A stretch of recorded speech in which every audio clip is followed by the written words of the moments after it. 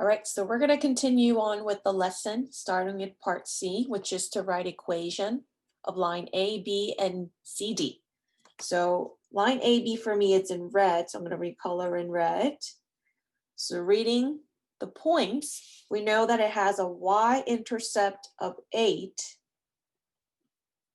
and we're going to have to find a slope, right? Because our equation has to be in y equals mx plus b form.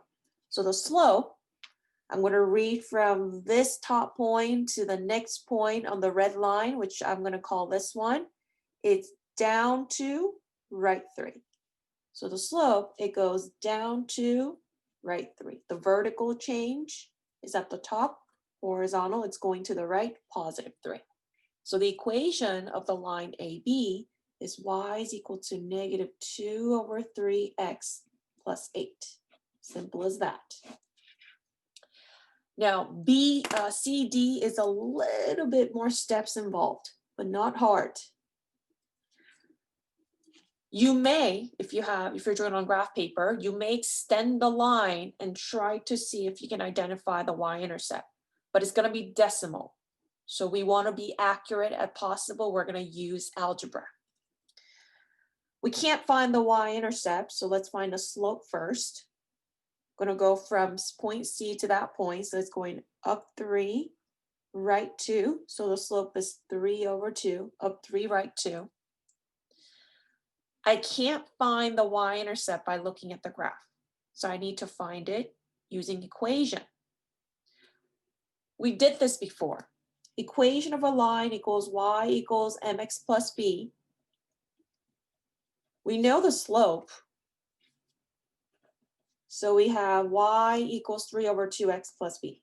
We don't know the y-intercept. Can we find it? Yes. How? Find b by plugging in a point. Plug in a point. Plug in a point on the line. Why don't we plug in the point C?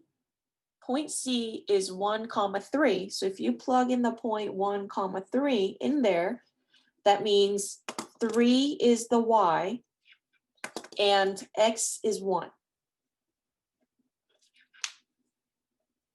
X is 1. So then you get 3 is equal to 3 over 2 plus b.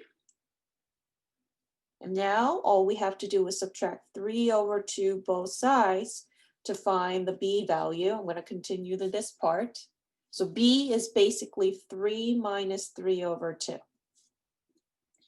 which is 3 over 1 minus 3 over 2. So I'm going to multiply this by 2 over 2. We're subtracting fractions, which is going to be 6 over 2 minus 3 over 2.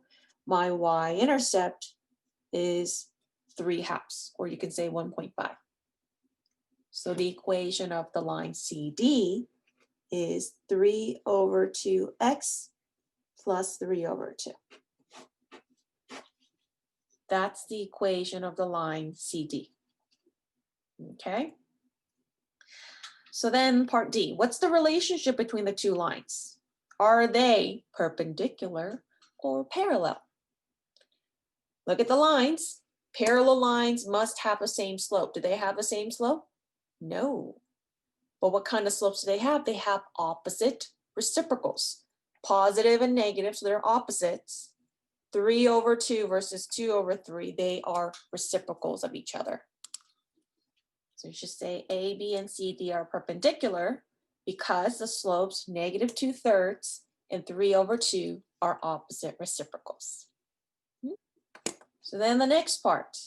See, so far we did a little bit of a new stuff, but then we reviewed our last quarter, and then one more last review. Algebraically, using the equations, find the point where the two lines intersect. Looking at the graph, we already know where they intersect, right? Where is the point of intersection? It's 3, 6. The point of intersection is 3, 6 from looking at the graph, but we need to find it by using equations. All we got to do is make those two equations equal to each other, right? This equation and this equation, you should make them equal to each other and solve. So let's do it. Negative 2/3 x plus 8 equals 3/2x plus 3/2. You can pause the video, solve it on your own, and come back to check if you think you can do it. Otherwise, I'm going to continue. I'm actually going to multiply everything by 6. Fraction buster. You're going to get negative 12/3x plus 48 is equal to 18/2x plus 18/2. So simplify, negative 4x plus 48 is 9x plus 9. So then I am going to add 4x both sides. You get 48 is equal to 13x plus 9. Subtract 9 both sides. 13x is equal to 39. Divide 13, x is equal to 3. Are we done? No, no, no. We're going to have to plug it in to find the y value, right? We're going to have to plug the x into either of the two equations. I'm going to plug it into the line AB to make it easier for me. So then y is equal to negative 2/3 times 3 plus 8. This is negative 2 plus 8, so y is equal to 6, which is just like the point of intersection from the graph. Okay, so this is reviewing everything from what you learned in grade 1 previously as well. Now we're going to get into shapes, So the next part, I hope you guys have seen some of these shapes. We're going to be looking at some properties of quadrilaterals, any polygons, any shape with four sides. Of course, we have some triangles in there too. The main figures that I need you to know, I'm going to put a star: square, rectangle, equilateral triangle, okay, and then isosceles triangle, parallelogram. I'm going to ask you to pause the video and just think about everything you know about each shape. Okay, so here's all we have. You don't have to write all these down, and you just need to know. Mainly, first one, parallelogram. Opposite sides are parallel, so you see I did the arrows. These two are parallel, these two parallel. Also, these two are congruent, these two are congruent. Hopefully you got that right. Rectangle. Similar to parallelogram, opposite sides are parallel and congruent this time. Okay, so maybe I could have parallel symbols in there. They're parallel.